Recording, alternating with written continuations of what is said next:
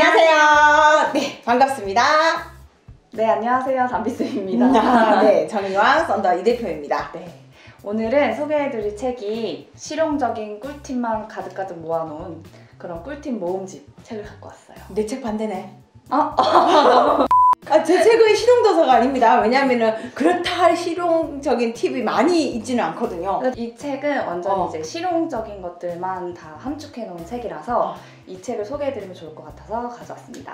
좋은 책이네요. 책은 여기 뒤에 보이시죠? 네. 책 표지도 너무 예뻐요. 안에도 근데 표지만큼 사진도 많고 참 따뜻한 책인데 책 이름은 사계절 살림입니다. 우리나라 책이네요. 우리나라 책이에요. 맞아요. 우리나라 책 제목이 사계절 살림이란 책이고요. 이 책을 쓰신 작가님은 오선미 작가님이라는 분이세요. 근데 이 작가님도 좀 또 굉장히 특이하십니다.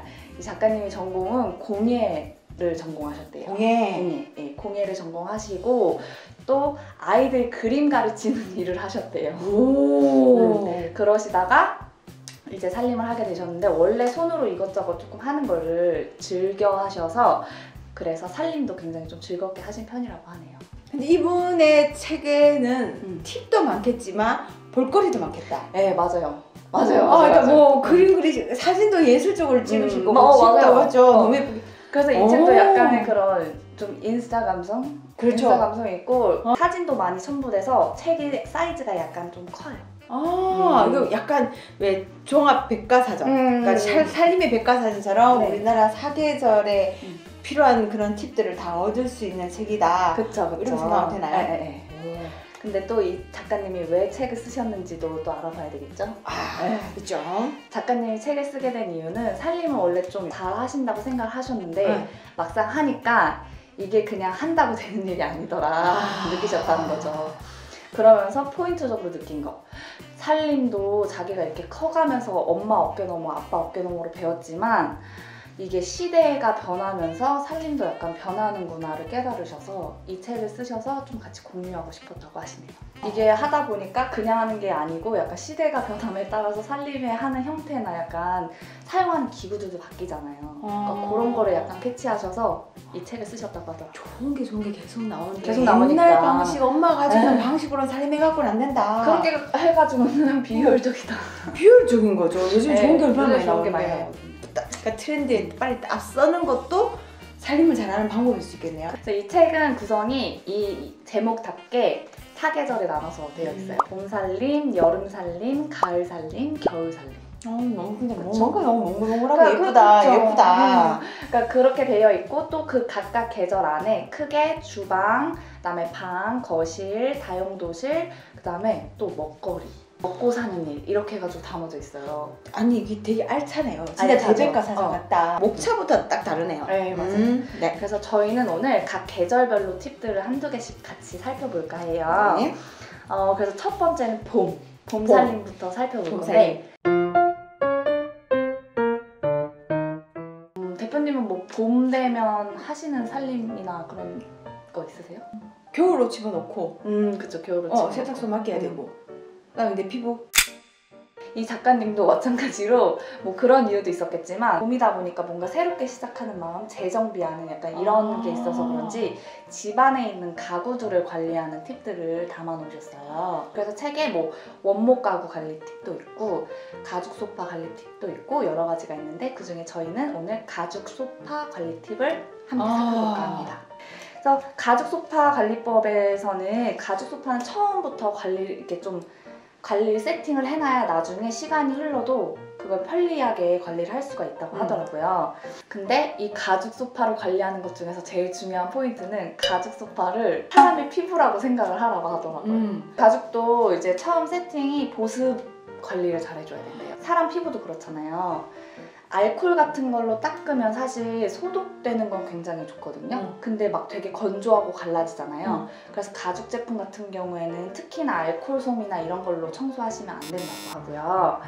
그 시중에 파는 가죽 제품 관리하는 청소 클리너 이런 거 있죠. 그런 거 안 사셔도 되고 집에 보면 얼굴에 바르는 천연 오일이나 밤 형태 제품. 이렇게 집에 보면 화장대를 살펴보면 약간 유통기한이 애매한 거나 샘플로 받은 것들 있잖아요. 그런 제품을 사용하면 되는데 또 어떻게 바르느냐. 집에 목 늘어난 양말 많죠? 저희 집도 많거든요. 그 양말을 딱 손에 끼고 그 오일리한 밤을 이렇게 발라서 소파를 닦아주면 이제 그게 흡수를 해서 뽀송뽀송 이렇게 보습이 잘 된다고 하네요. 근데 다만 보습 관리 들어가기 전에 유의하셔야 할 점은 한번 좀 청소를 하셔야 되겠죠? 그렇죠. 네. 먼지까지 보습이 되면 먼지랑 먼지랑 오염물질을 걸레로 닦아주고 그다음에 마른 헝겊으로 한번 닦아주신 다음에 그 다음에 이제 오일이나 밤으로 덮어주시면 된다고 합니다. 네. 그렇게 된 소파는 반나절 정도는 사용하시지 않는 게 좋다고 하네요. 놀러 가기 전에 하면 되겠네. 집을 비울 때 하면 되겠네요. 괜히 이거 가죽 소파가 뭔데? 가죽 소파 때문에 아들 못 놀러가게 하고 내려가라 했죠. 이럴 필요가 없는 거야. 그럴 필요가 없죠. 우리 애들 뭐 야외 간다, 소풍 간다. 이럴 때 이제 하면 되겠네요. 그럴 때 날 잡아서 한번 하시면 좋을 것 같습니다. 그 다음에 또 두 번째 봄 살립 팁에서는 그게 있어요. 그 나무 식기 관리하는 팁. 보니까 이 나무는 수분을 흡수를 한대요. 나무가. 네, 그래서 나무 식기는 세척을 할 때 세제를 사용하면 안 된다고 하더라고요. 왜냐면 그 나무가 먹을 수 있잖아. 나무가 세제를 먹으니까. 근데 그거를 만약에 우리가 또 먹는다고 생각해봐요. 그래서 나무 식기는 물로만 세척하는 것이 좋고 만약에 오염이 되었다 그랬을 때는 차 있죠. 차 우려 먹고 남은 티백. 그 티백으로 닦아주거나 아니면 찬물에 담가놓다가 이제 헹구는 게 좋다고 하더라고요. 식기를 잘 관리하는 것도 내 아이와 사랑하는 가족의 입으로 들어가는 거기 때문에 그렇죠. 쓰려고 하면 제대로 관리를 하고 써야 되겠네요. 맞아요. 그래서 세척하신 다음에는 마른 행주로 닦아서 건조한 상태로 보관을 하셔야 된답니다. 왜냐면 물을 먹으니까. 그렇게 보관을 하시면 되고 또 하나 신경 써야 될 게 봄, 가을 같은 때는 이제 나무가 건조해질 때가 있어요. 네. 건조해졌다 싶을 때는 호두 오일이나 아마씨 오일 같은 걸로 또 그렇게 다 묻힌 다음에 봄바람 살랑살랑 부는 그늘에다가 건조를 해놓으셨다가 쓰시면 된답니다. 좋습니다. 그 다음에 그러면 해가 쨍쨍한 여름에는 네. 어떤 살림 팁들이 있는지 한번 살펴보도록 하죠.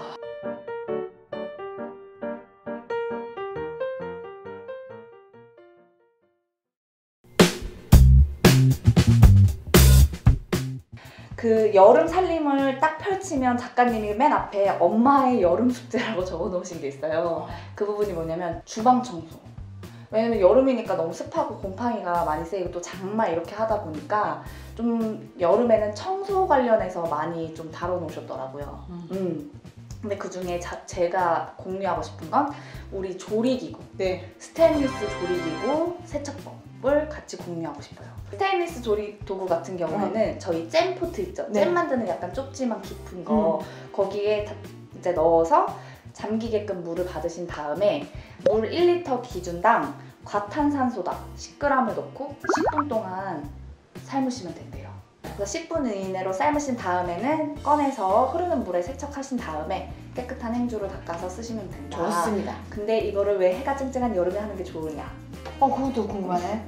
햇볕이 잘 들어오는 곳에 2차수도 쫙 펼쳐놔서 이제 삶아서 흐르는 물에 헹궜죠. 그러면 이제 넓은 쟁반이나 이런 데에 펼쳐놓은 다음에 한 번 더 소독을 하는 거죠. 그리고 또 하나는 신발장 정리가 있어요. 네. 여름에 현관에 신발이 많잖아요. 근데 여름엔 또 냄새가 많이 난단 말이죠. 맞아. 그러니까 거기를 어떻게 좀 관리를 잘 하느냐 팁이 나와 있는데 현관에 보면 그 신발장이 특히 단차가 밑에 있는 게 있어요. 단차가 요만큼 있고 여기서부터 이제 신발장인 거죠. 그래서 이 밑에가 신발 이렇게 하나씩 넣어 놓는데 이 작가님 그 하나 넣어 놓는 게 너무 아까운 거예요, 그 공간. 그래서 압축봉으로 한 단을 더 만드는 거죠.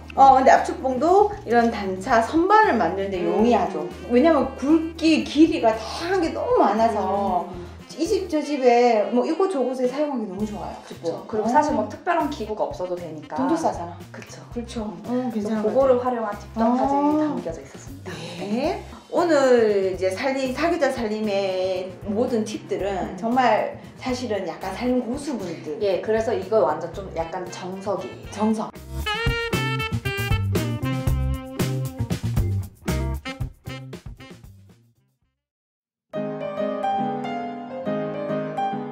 그 다음 가을 겨울 살림에는 특히 이불 관련된 팁들이 많아요. 이불장 정리, 이불장. 침구 러그 관리 이런 게 많거든요. 이불장 같은 경우에는 보통 이렇게 선반이 없이 그냥 통으로 크게 있잖아요. 그렇죠. 그러다 보니까 대부분 사람들은 그냥 이불을 켜켜이 개서 쌓는다는 거죠. 네. 근데 그렇게 하지 말고 여기에도 단을 하나 더 만들어라. 요즘에 DIY 제품도 굉장히 많거든요. 네. 그래서 그냥 선반 하나를 더 만들어서 이불을 해놓으면 넣었다 뺐다 하기도 쉽다. 이것도 저희 대표님께서 신박에서 굉장히 많이 하셨던 것 그렇죠. 같아요. 이렇게 선반을 줄 수도 있지만 아예 그게 조금 물리적으로 힘들 경우에는 이불을 반을 나눠서 정리를 하는 거죠. 그러니까 이게 옛날 방식이에요. 왜냐면 옛날 우리가 다 솜이불을 썼잖아요. 네. 무거우니까 갤 때 많이 안 접혀요. 그때는 장롱이 어딨노? 5단 서랍장 위에 이렇게 올려놓고 엄마들이 막 이렇게 했어. 그러니까 우리가 어릴 때 막연하게 그걸 보고 자라니까 이불을 이렇게 길게 이 선반 전체에다가 이불 다 이렇게 하고 있는 거예요. 올리는 거예요. 그러면 꺼낼 때 왈랑 부러지는 경우가 있고 요즘에는 그런 이불이 사실 없어요. 집이 다들 뭐 아파트고 다들 따뜻하게 쓰고 이러니까 차렵 이불 정도? 네. 그런 솜이불을 안 쓰니 이 반을 나눠서 좀 더 많이 개켜가지고 반을 나눴으면 무겁게 뚝 떨어지는 경우가 없죠.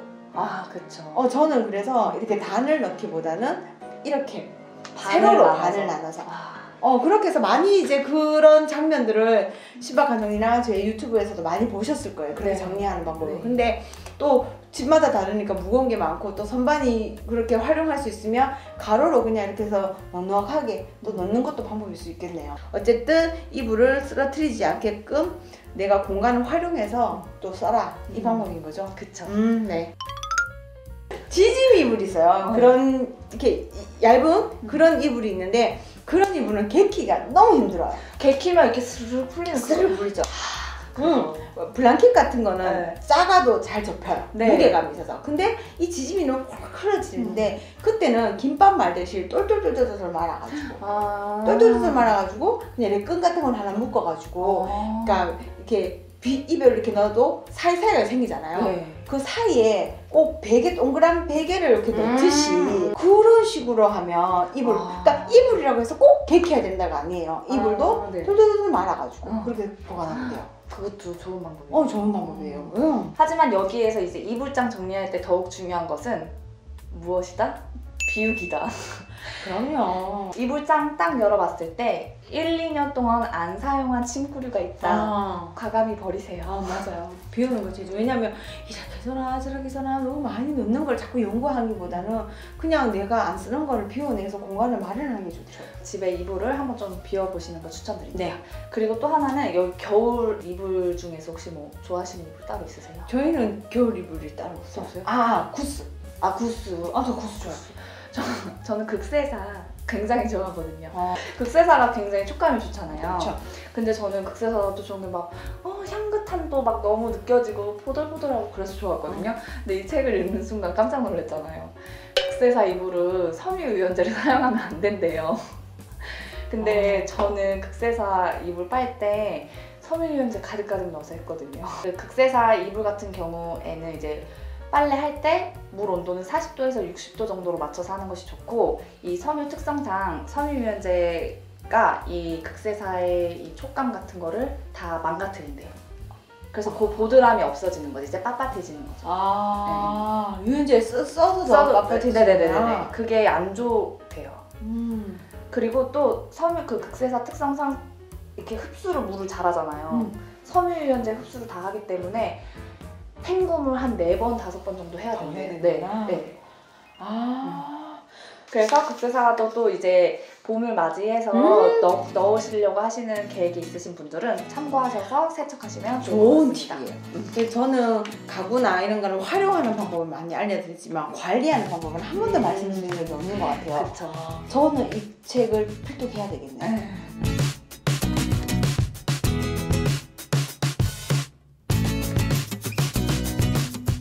그래서 저희가 오늘 이렇게 봄, 여름, 가을, 겨울 나눠서 살림 팁을 다뤄봤는데요. 각 계절에 맞게 더 다양한 팁들이 많이 있어요. 살림이 너무 많은데 뭐부터 해야 될지 모르겠다 이렇게 고민하시는 분들은 이 책을 참고하셔서 계절별로 분류를 해보셔도 굉장히 도움이 될 것 같거든요. 그래서 그런 분들은 이 책을 참고하셔서 좀 살림을 어떻게 계획적으로 하면 좋겠다 네, 그런 분들 추천드리고요. 또 두 번째는 이제 막 살림을 좀 시작하고 공부하려고 하시는 분들한테 추천드려요. 교과서네. 교과서. 살림의 정석이네. 왜냐면 이 책이 굉장히 좀 세세한 부분들이 많거든요. 이 작가님이 처음에 살림을 시작할 때 진짜 사소한 것부터 하나, 냄비는 뭘 사야 되지? 보관용기는 뭘 사야 되지? 세탁기 청소는 어떻게 해야 되지? 이런 고민들을 굉장히 많이 하셨대요. 그리고 또 공예 전문 이제 전공이시잖아요. 그래서 되게 재밌는 게 각 식기 종류들이 다 나오고요. 세세하게 다 나와 있어요. 그래서 좀 내가 이제 살림을 시작하고 뭘 사야겠다 하시는 분들은 이 책을 참고하시면 좋을 것 같아요. 각 식기 종류별 장단점도 다 다뤄놓고 사용법도 다뤄놓으셨거든요. 너무 좋다. 네, 그런 분들께 추천드립니다. 아, 좋은 책. 오늘도 소개해 주셔서 너무너무 감사합니다. 네. 저는 사실은 책을 다 읽을 수는 없지만 이렇게 리뷰를 통해서 좋은 책을 골라주시는 거를 한번 들어보고 그러니까 이거는 나한테 도움이 되겠다라고 하시면 진짜 구입해서 보시는 게 제일 좋고 아니면 이렇게 포인트만 짝짝짝 내드렸으니까 이 포인트만 딱 내 것으로 갖고 가는 것만 해도 오늘 몇 가지만 해도 우리가 팁을 알려드렸잖아요. 그래서 그렇게 필요한 것만 가져가셔도 되고 여러 가지로 이 리뷰를 통해서 많은 분들의 진짜 그 살림의 변화가 있었으면 진짜 좋겠습니다. 네, 다음 주도 그럼 더 재밌고 알찬 책 준비해서 리뷰 영상으로 돌아오겠습니다. 네, 여러분 들어가세요. 우리가 피부는 어떻게 하면 좋죠? 촉촉하고 항상? 잘 자야 되는데? 잘 자야 돼. 너 그거 했잖아. 그러니까요. 이수경 씨 집에서 그거 압축봉에 모든 거. 그러니까 압축봉이 참 저도 그때 진짜 신박했거든요. 근데 실시간 검색으로 압축봉이 막 떴었다는 거. 압축봉 그래가지고 사실 압축봉이 사무실에 필요해가지고 사려고 했거든요. 압축봉을 구할 수가 없는 거예요. 다 품절이 돼가지고. 그래서 제가 대표님한테 다음부터 신방에서 무슨 말씀하실 거면 저희한테 먼저 말씀해달라고. 이것도 어떻게 보면은 하나의 그쵸. 누가 이건 또 분명히 우리 편집장님이 분명히 나를 또 잘라놓은 건데. 네, 그쵸. 근데 그게 살림하고 무슨 관계 있느냐? 없나? 아니, 있을 수 있죠. 이게 잘리겠다. 있을 수 있죠. 편집되겠다.